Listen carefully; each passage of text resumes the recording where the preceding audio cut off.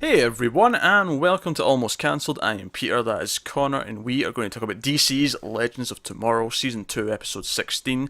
It's called Doomworld. Full spoilers for the episode, as always. This is the penultimate episode, in fact. Next week is the season Yep. finale. So, at the end of the last episode, the Legion of Doom used the Spear of Destiny, so we launched into this episode with a alternate reality that has been created, where everything is Yeah. different, and we were kind of learning what it was as it went on. The first thing I want to talk about, right? Is it the troll? The troll that Googie and Co pulled on us. We were worried about one thing in this episode. We were worried because a piece of concept art or photograph or whatever it was came out with Felicity in a purple hood and a kind of superhero-esque get-up. And we were concerned because if you remember season 4 of Arrow last season, we were I deeply try not to. we were deeply worried at one point because Felicity got put in a wheelchair and they were teasing she did a code name, and we were very worried they were going to call her Oracle. And this upset us because this is obviously a character from the comic books, Barbara Gordon. After she was Batgirl, she was in the wheelchair. This was her. We like that character a lot. We really don't like Felicity. We were going to be really upset. Now they didn't actually call that, but they did put a stupid joke in the show Yes. about it. Green Arrow said something like, "I was going to call you Oracle, but that was taken," which has its old can of worms. We talked about that when that was brought up in Arrow last year. Go look. We got angry. We got very angry. So we see this photograph and we go, "Oh God, are they going to call her Spoiler?" Which, funnily enough, is the other identity of another Batgirl, Stephanie Brown. And because it And was that a was purple the hood, closest thing that she looked like. yeah. So And we they were proper hyping this up, by the way. There was multiple pictures of this released over the weekend. and yeah, they were making it seem like a big deal. So lo and behold, watch the episode, and we have evil Sarah, evil Amaya, chasing her down. Those two girls are in black leather because they're villains right now. They look good. They did look good, and they're chasing down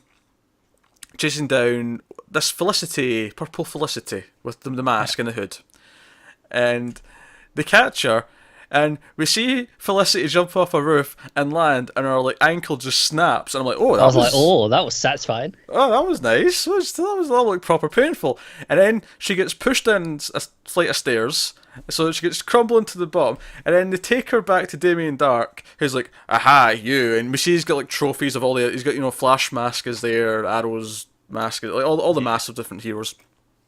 And then we see Felicity get her neck snapped. She's dead. And it is beautiful. And we didn't even get to see her get named. I was like, that was basically the Jimmy Olsen and Batman v Superman death right there, and it was glorious. Yeah. And I feel bad for doubting them because this season they have proved it's been such a consistently great season. And I was like, really? Are you going to throw it away at the end? You're so close. So what's funny though, like I remember Googie in interviews and stuff about a month ago, something like that. He was talking about the last couple of episodes and he said, "Oh, there's something really fun for fans that I think they'll get a kick out of in the second last episode." And now I'm thinking, was he being genuine and thinking, "Oh, they're going to get a kick out of Felicity dying. They're going to enjoy that." Do you know what I really like about it though? It works for the people who still like Felicity because they're like, oh look, she's in a costume, so they get their little moment for like 20 seconds. And then the previous week of hyping. And then we get to see her get her neck snapped, and it is amazing. And this was a great episode in general, but that might be the highlight. Let's not sell it short. Ankle snap, toss downstairs, then neck snap. Exactly. It's what more can you ask for the opening of an episode? Like, seriously. Oh god. I think if you have any doubts as to how much we really dislike that character, I think the last 2 minutes of us gleefully laughing about her death.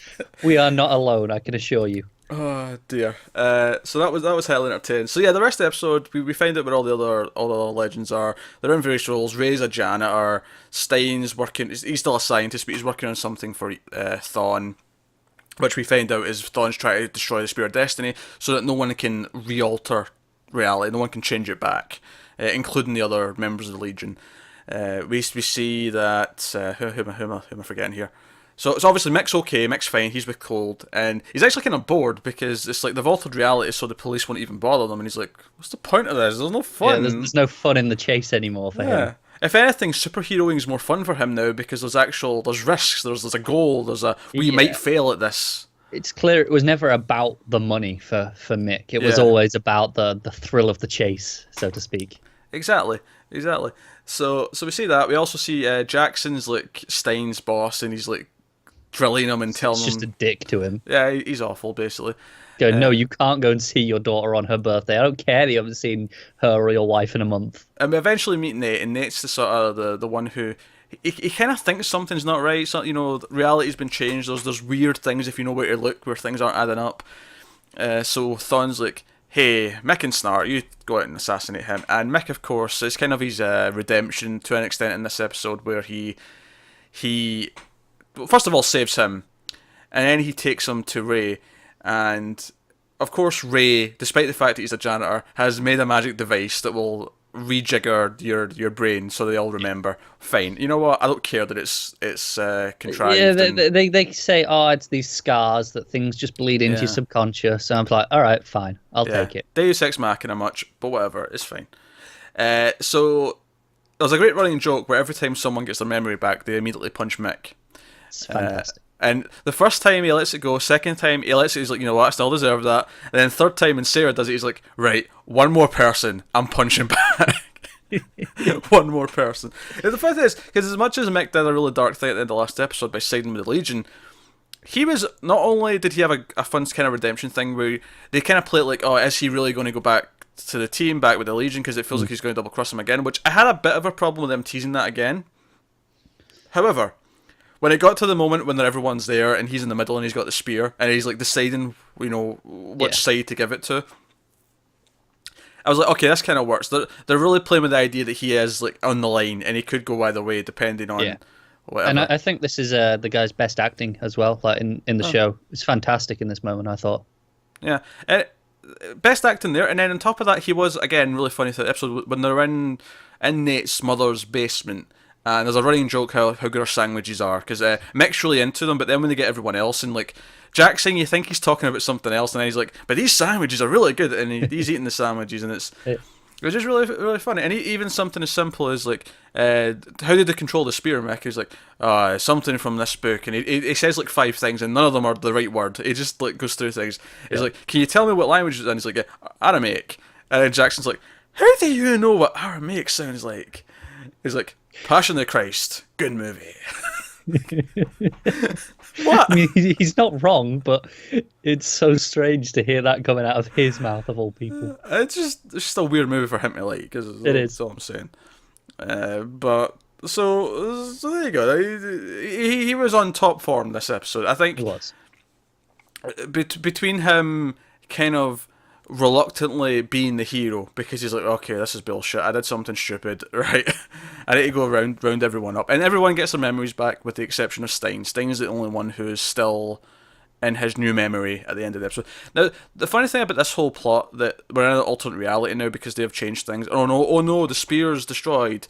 Which I'm glad that Thon sped in and just grabbed it again, because it felt stupid if he didn't. I thought it was a little bit silly that he got hit with a blast like twice and get knocked out.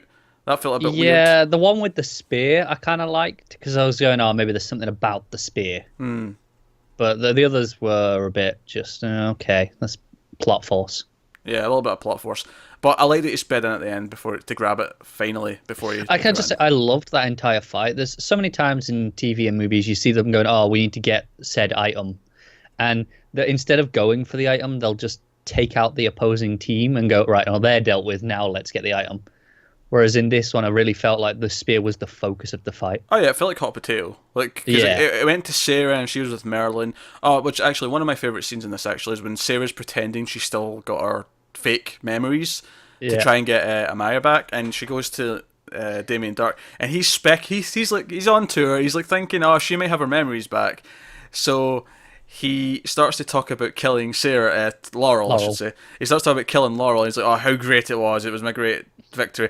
And it's like, and Sarah's like trying to keep the smile going, she's almost doing it, and then she's like, oh, sod this, and she goes for a punch, but Damien's got his magic back, so it doesn't go very well. But and then Malcolm's like, it's now really the time for a bad guy monologue. Yeah.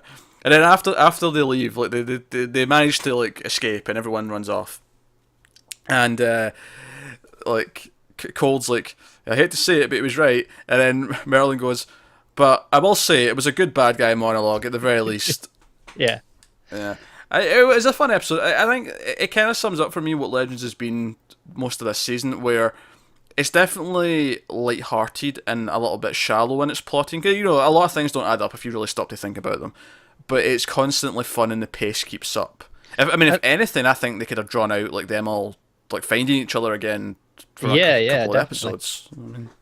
I think it's certainly been the most consistent of the CW shows this year, in my opinion. Yeah, no, I don't know. Arguably, Arrow's been consistently shit. Okay, that's fair. I mean, consistent out of the ones we enjoy. Yeah, that's fair. Flash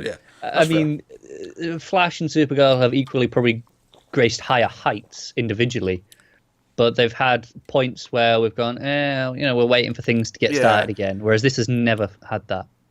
And I wonder if that's because there's less episodes. I wonder if it is, and I'd be kind of interested to see them shuffle them all down to maybe 18 episodes, because this is only 17. It's felt so much tighter. Yeah, and it has, and I think Flash and Supergirl have both had those stretches. Flash had it more before Christmas. It's been mostly on form this side of Christmas, one or two missteps aside. Supergirl was mostly fine before Christmas, but then there was that whole romance four plot. Episodes in a row where it was like, okay. Yeah, there was 4 or 5 where it just wasn't quite hitting it, and then we got episode 15, Exodus, which was great. It was the best episode of the season. Yeah, it's back on form, but it cut out a few episodes here and there, and we could really get something special out of these shows, I think. Yeah, so we're trapped in Doomworld, end of the episode, and we keep cutting to Rip, who hasn't had his mind altered, by the way. Rip is still in the ship, and he's on a bender. He's getting drunk. He's making cakes. He's taking up a hobby. Yeah, he's baking, and basically also reminded me of something in Doctor Who actually, which is the first episode with Clara.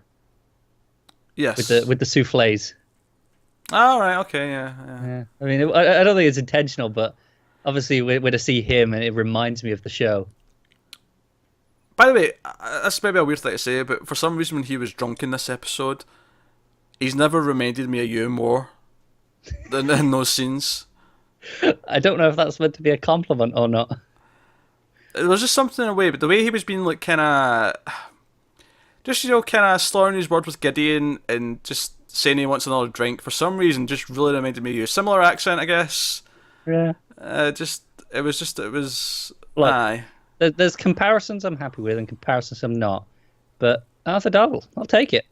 It might be him playing a drunk and, at his lowest, but I'll take it anyway. I don't know, maybe I just see you like on a bender with lots of cakes around you and getting fat. I mean, it has happened from time to time. But the twist at the end, though, is that the ship's actually... Because they keep saying throughout the episode, we don't know where the ship is. Maybe we could go back in time to before they get the spear and we can alter it, even though it's risky to go where we already were. Which could be fun. This could be like the Back to the Future 2 kind of thing, where we see them interact with themselves, and they're not meant to, but they're having to risk it because it's the only way they can save reality. Could be fun. But we find out at the end that the ship's actually been shrunken down, and Rip's inside this miniature version of the ship that's sitting on top of the desk and stuff. By the way, I love that this episode really made use of all these sets they've got from Flash and Arrow. It's like, let's set scenes in all these places because we've got them already. Yeah, but why not?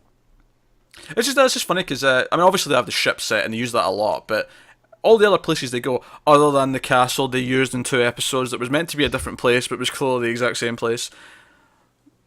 Yeah. Just, I love that one. Yeah, that's fair. But that was a fun one. This was lots of fun character beats. The team still don't quite trust Mick, although obviously he had his big moment at the end where he did throw the spear, which did of course lead to at least a temporary death. Yeah, and I feel like it's probably going to be undone next episode. It will, because they're going to stop this from ever happening, aren't they? Do you know what? That is the thing, though. I kind of don't want them to.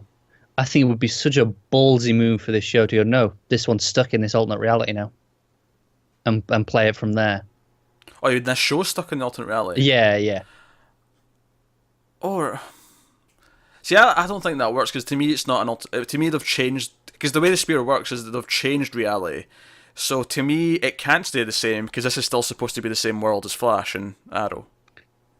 Yeah, I yeah. get what you're suppose. saying, but to me, that's not. To me, they've not created that tangent path. They've just altered. Yeah, yeah, yeah. I know what you're saying, but I kind of want to just see it here anyway. It would really make things like Amaya's death here have proper weight. Yeah, but then they can never cross over again. I know, I know, but I'm not going to give that up. So, they're not. They're not. and you Just shame. and you're not going to complain though. Come next like December when we've got the next big 4 night crossover, and I know. I'll love it all the same. which by the way, Ray was playing a video game version of the Dominators. That was cool, actually. Random, but all right. There was a lot of cool little things. Obviously, the Legion's headquarters being the same as in the old TV show. So, no, that funny episode. Lots of good character beats. Lots of funny moments.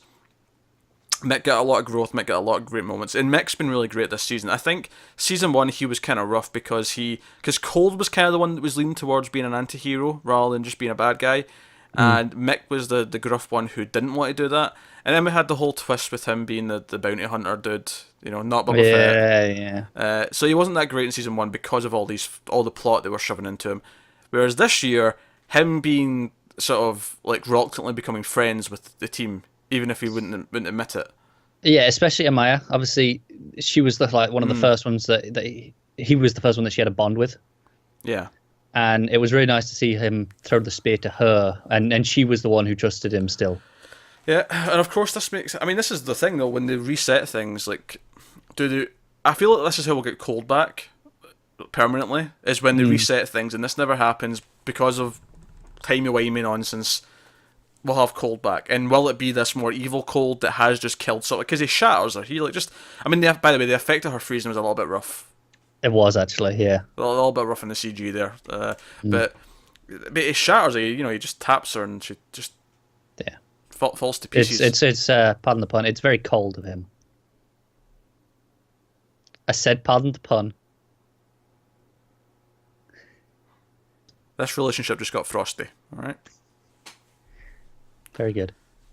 That was a good pun though, because that was also referencing this week's Flash. It was. Yeah. That was a joke in multiple levels, layers. I mean, it was. It did have layers. I can't argue with that. Layers. Dear. All right, so there we go. That's Legends of Tomorrow. So we have the finale next week. All the other CWDC shows are all stopping for 3 weeks, but this one is not. This one is having a finale next week. Yeah, and it's a bit earlier in the night. Because iZombie's on after it now, because iZombie's taking this slot. Yeah, and this is taking Flash's slot for the week. So just for the 1 week, obviously once Flash is back in its own slot. But obviously, for the final episode, you don't want to miss it. You want to be there ready. So obviously we're going to talk about that next week. We'll see how things work out. And we know it's been renewed, which is cool, because I feel like they might give us a cliffhanger. They might. I know they spoke this week that they said there's a new character being added to the team next year, and it's someone who isn't from comics, but they hinted it's from was created for a TV show. One of these, or like No, not a CW show. All right, so A previous TV show. so we're thinking Batman the animated series or something like that, something. Yeah, maybe Superman. There's a lot of people speculating from those shows. The animated stuff. Yeah. Yeah, because they had stuff created for them. I could see it's been someone from them. Because what I think is going to happen, it's probably going to be similar to last year. Actually, now I'm thinking about it, but. They'll fix reality. They'll all wake up in the ship or whatever, and they'll run around, and there'll just be someone else there. It's like, wait, who are you? Could be something like that, or Yeah. And that'll be the cliffhanger, and it'll be like, come back next season. Yeah, that'd be kind of cool though. It'd feel so much more earned this year. Yeah, it would, because last year was out of nowhere. Even though it actually led to a lot of good stuff, it felt out of nowhere at the time. Yeah. I will say I like that Gideon is basically like, right, Rip, stop being a tosser. Yeah. That's fine, people. We can do things. You're just giving up. That said, I've never related to anyone more than adding the rum to the cakes. I think what I like about it is because they did kiss when they were in like fake world in his mind.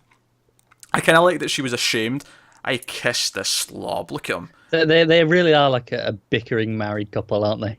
Yeah. So, all right. That's Legends of Tomorrow. We'll be back next week with the season finale.